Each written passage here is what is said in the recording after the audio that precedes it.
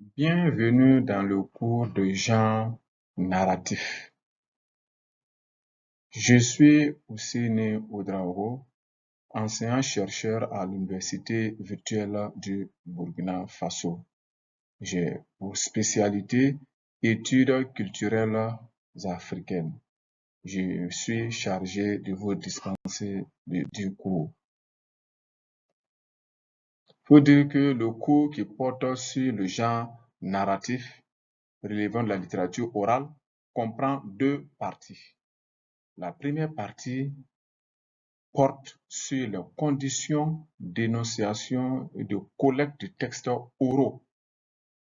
Et la deuxième partie va porter sur l'étude des textes oraux narratifs.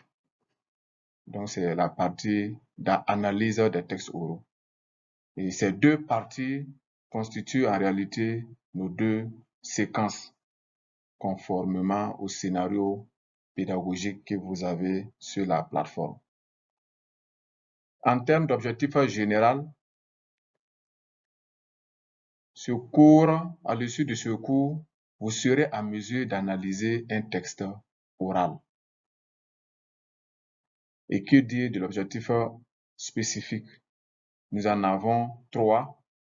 Le premier objectif spécifique, il s'agira pour vous de connaître les conditions d'énonciation des genres narratifs de la littérature burkinabé orale, identifier les méthodes de collecte des textes narratifs et enfin analyser un texte narratif à partir de quelques approches que nous allons voir. Et quelle approche pour ce mode d'enseignement? Il faut dire que, étant donné que nous sommes dans un système en ligne, voilà, nous avons une approche particulière, différente de l'enseignement en présentiel. Et cela vous donne des contraintes. Et nous en avons quatre, à savoir apprendre selon votre rythme et de façon autonome, adopter un rythme d'apprentissage dès le début du semestre, participer aux activités d'apprentissage et déposer sur la plateforme vos travaux et les devoirs au moment opportun. Que dire de l'évaluation des apprentissages?